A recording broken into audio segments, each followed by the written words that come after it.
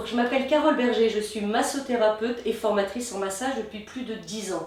Et c'est d'ailleurs parce que je côtoie des dizaines de masseurs et masseuses, professionnels ou débutants, que je vois souffrir dans leur pratique avec des maux de dos, des lombalgies, des nuques douloureuses, des tendinites, que j'ai eu envie de m'intéresser à la posturologie et que je suis devenue spécialiste de la posturologie. Alors c'est quoi la posturologie?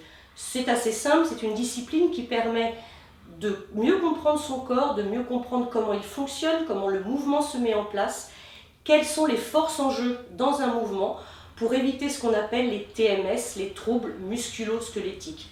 Ça veut dire quoi? C'est une idée simple, préserver son corps, protéger son espace de confort pour pouvoir offrir un massage de qualité sans en souffrir soi-même. Ce que j'aimerais maintenant ici et avec vous, c'est de vous donner quelques astuces, quelques bons réflexes pour éviter justement ces tensions, ces douleurs qui pénalisent, qui paralysent une activité qui est pourtant au service du bien-être des autres. Donc l'idée, c'est de commencer à penser à son propre bien-être avant de pouvoir offrir un massage de qualité à nos clients. Donc la première chose, c'est de réintroduire dans son schéma corporel où sont mes hanches. Les hanches, ce sont les articulations coxo-fémorales, les articulations qui se situent ici. La plupart des masseurs, quand ils vont avoir une manœuvre où ils doivent plier, ils vont venir plier au niveau du dos, ce qui crée des tensions importantes, des tensions d'étirement, des tensions de contraction, ce qui provoque le mal de dos. Si maintenant, au niveau de son schéma corporel, si on se dit non, il faut éviter de plier au niveau du dos, mais il faut plier au niveau des hanches, le mouvement va être comme ça. Le dos reste dans son alignement naturel, il est protégé. Et le plié se fait de façon beaucoup plus aisée pour le corps. La deuxième astuce que j'aimerais partager avec vous, c'est tout simplement les douleurs qui naissent de l'enroulement du dos.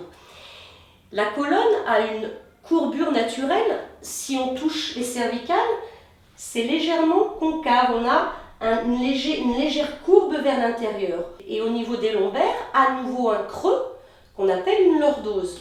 Cette courbure naturelle de la colonne, il est important de la préserver, de la protéger. Donc l'idée, c'est simplement d'essayer d'intégrer un fil vertical qui serait accroché au niveau du crâne et qui nous tirerait légèrement vers le haut.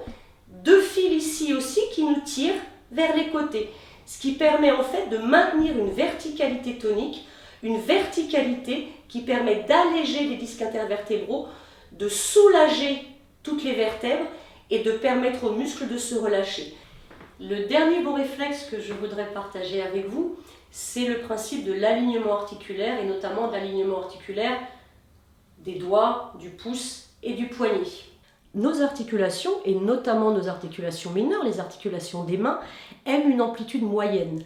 Elles aiment être dans l'alignement, dans un alignement qui permet de les protéger. Ça veut dire quoi? On va éviter au maximum de travailler avec un pouce en hyperextension ou un index en hyperextension ou même l'ensemble des doigts en hyperextension. On va essayer de travailler avec un index aligné. On va essayer de travailler avec un pouce qui est aussi aligné au poignet.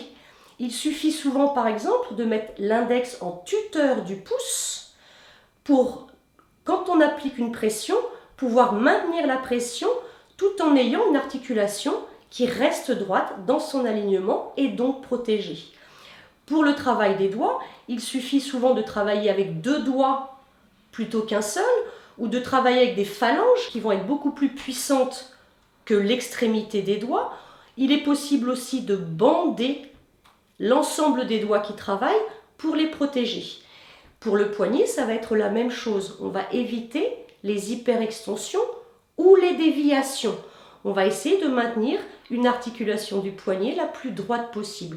Il est possible de la bander, mais il est possible aussi simplement de penser à cet alignement et dès qu'on sort de l'alignement, de revenir, de se corriger pour continuer à préserver nos articulations très fragiles et pourtant essentielles dans notre travail de massage.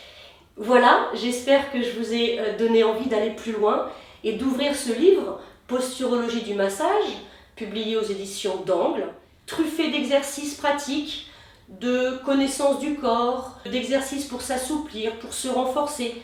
Vous avez dans ce livre tous les outils pour mettre en place les bons réflexes et travailler dans un espace de confort où vous vous sentez bien.